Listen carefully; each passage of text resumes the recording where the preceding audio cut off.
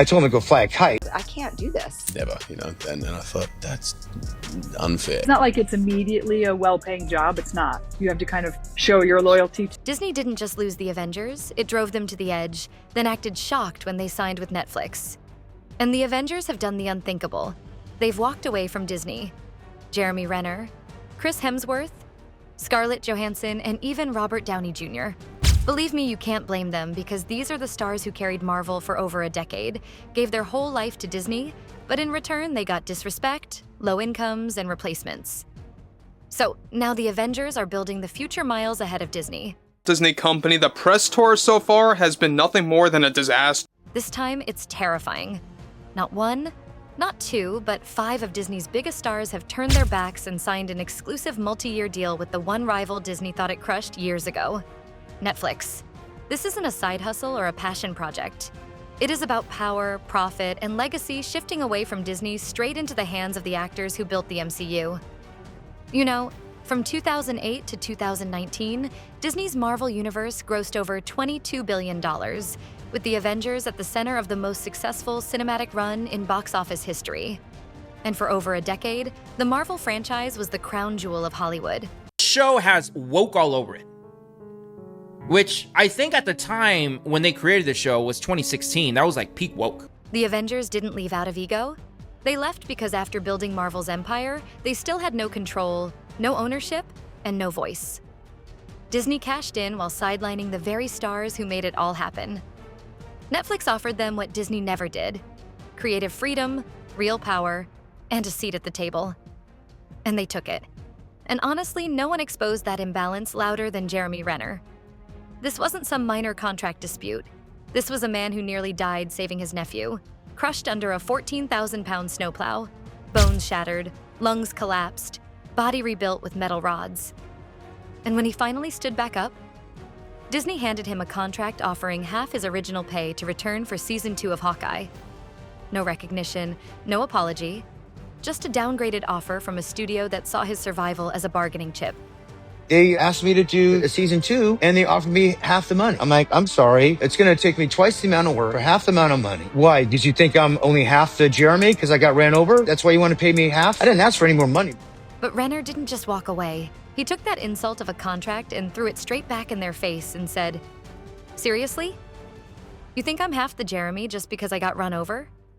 And this is not Marvel, mind you. This is like this Disney, not even really Disney. It's just the penny pinchers, the accountants. I told him to go fly a kite. He exposed exactly what Disney had become. A studio run by penny pinchers who saw actors not as partners, but as interchangeable tools. That offer wasn't just offensive. It was a message. And Renner made sure the entire industry heard it. Let's be real. Jeremy wasn't standing alone.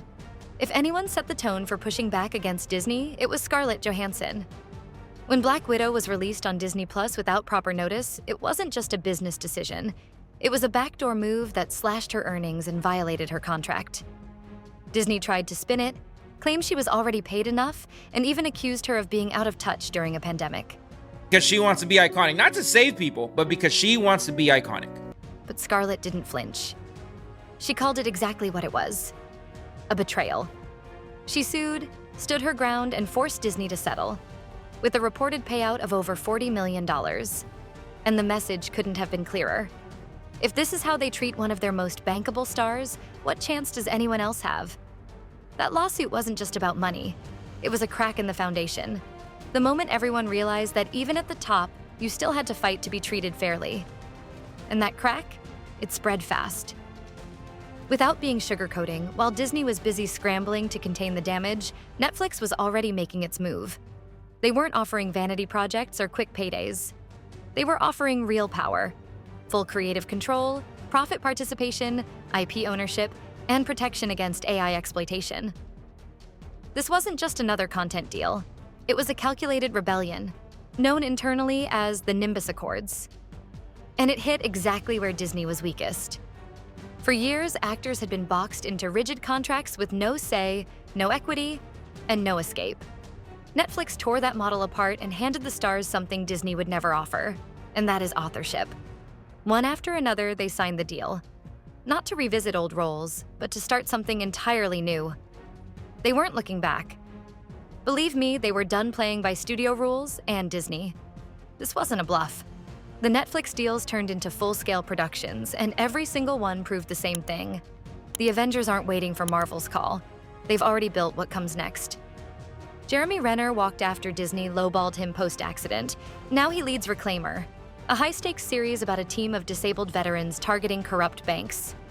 But this time, he's not just starring. He's co-creator, executive producer, and part owner. For the first time, he controls everything, from script to release. Scarlett Johansson sued Disney for breaching her Black Widow contract. Now she runs Red Ledger, a high-budget thriller about a former agent dismantling a network trafficking deep-faked celebrity avatars. After the Black Widow fallout, she demanded full control over distribution, and Netflix gave it. Robert Downey Jr., tired of playing by the studio rulebook, came back with The Syndicate, a ruthless satire about a tech billionaire trying to reboot a dying superhero empire using AI and crypto. He's producing, co-writing, and building it into a full media universe. He's not parodying Marvel. He's replacing it. Chris Hemsworth ditched formula films to create Wild State, a post-collapse eco-thriller about man-made weather disasters. He stars, produces, and now leads Netflix's first-look deal for Australian content, launching stories far beyond Disney's ecosystem. And Chris Evans? He rejected Marvel's Brave New World cameo and chose The Proxy, a dark political drama about election manipulation. Just full creative freedom and a clean break from the franchise machine. Let's be real, these aren't side projects. They're bold departures, each one built on the freedom Disney refused to offer. And together, they prove the truth Disney never wanted to admit. The actors were never just part of the brand. They were the brand.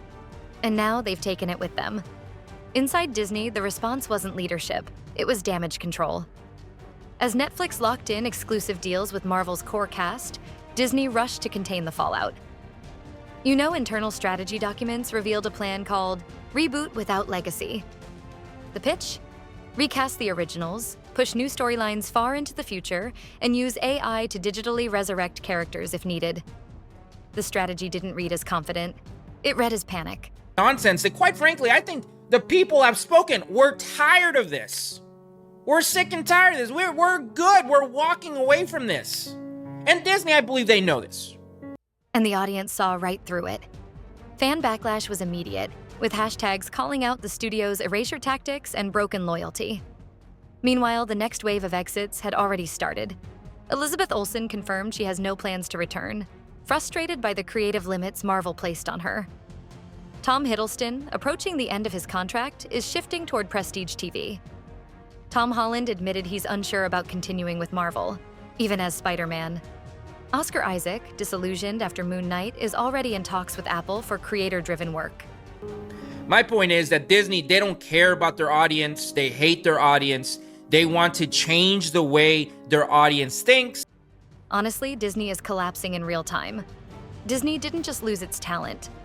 It lost the trust that held everything together.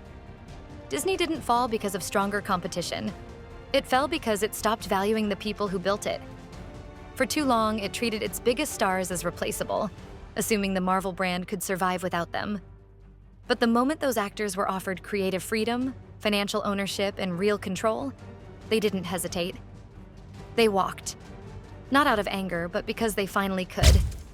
And now the Avengers aren't saving Disney. They've quit and they're building the future with Netflix. Hit subscribe, because we're not just covering headlines. We're exposing the stories that change everything.